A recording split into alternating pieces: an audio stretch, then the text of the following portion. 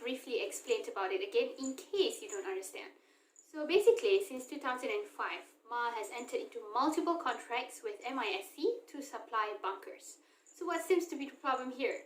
The problem actually arises in 2008 November when MISC received a lot of threats from bunker suppliers claiming that they haven't received any payments.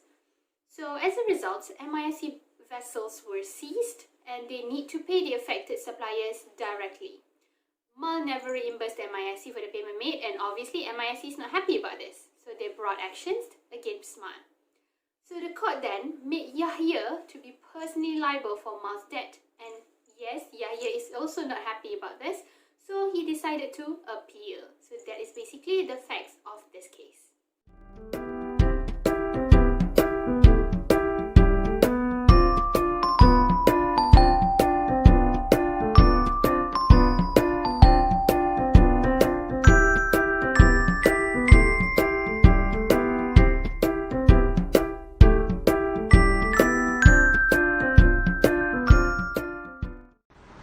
Oh, hi guys. So regarding to the main issue, did you guys have an idea about what does it mean by both issue? Wait, let me explain to you. So for the first issue come out, it clearly says that whether there is a lifting of corporate veil of MA against the company's act, or in other words, the court should disregard it or not the separate legal personality of the company.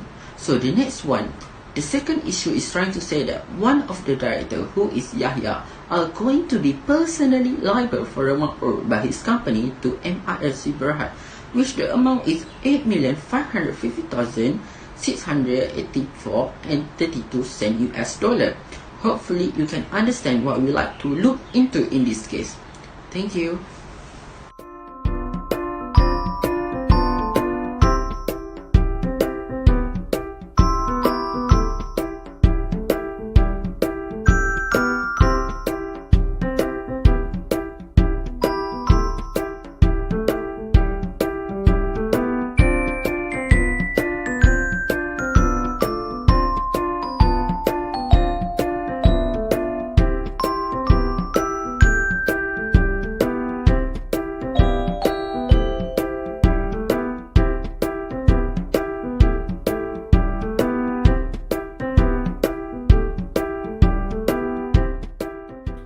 Do you know why the first item of Yahya to prove his argument is failed?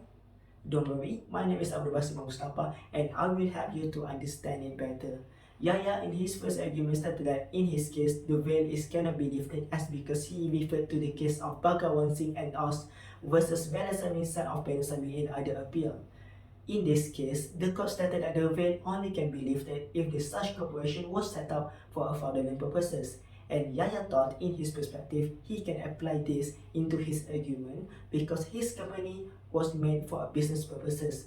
But actually, what meant by the court is also including the conduct and the purpose of trading for a fraudulent purposes.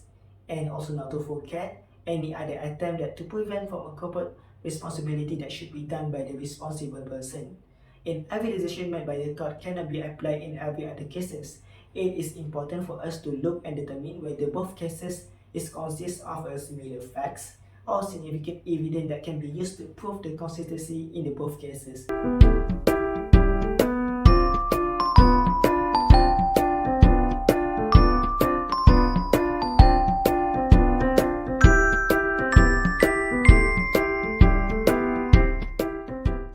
It seems like the second attempt of Yahya trying to prove his argument is not working.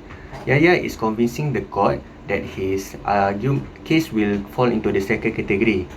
Basically, there are three categories of the lifting veil, which is the first category is related to the individual company and its director as well as its alter ego. Lifting related to corporate conference will fall into the second category. And lastly, the third category will be the individual involved has subsidiary or nexus associated with its alter ego. Unfortunately, this case will fall under the first category as it is related to the individual company and the director as well as alter ego. In addition, there are a few facts that show how Yahya controlled the company. Let's go through it.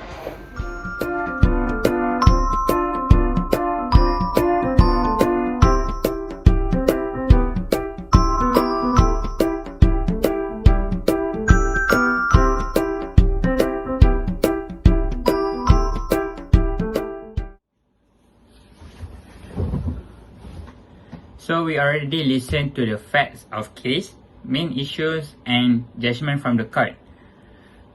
Last but not least, we can conclude that the court should not hesitate to leave the corporate veil in order to discover the faces and true identities of individuals who run the company for their own personal benefit and make them personally liable for the debts in order to represent justice.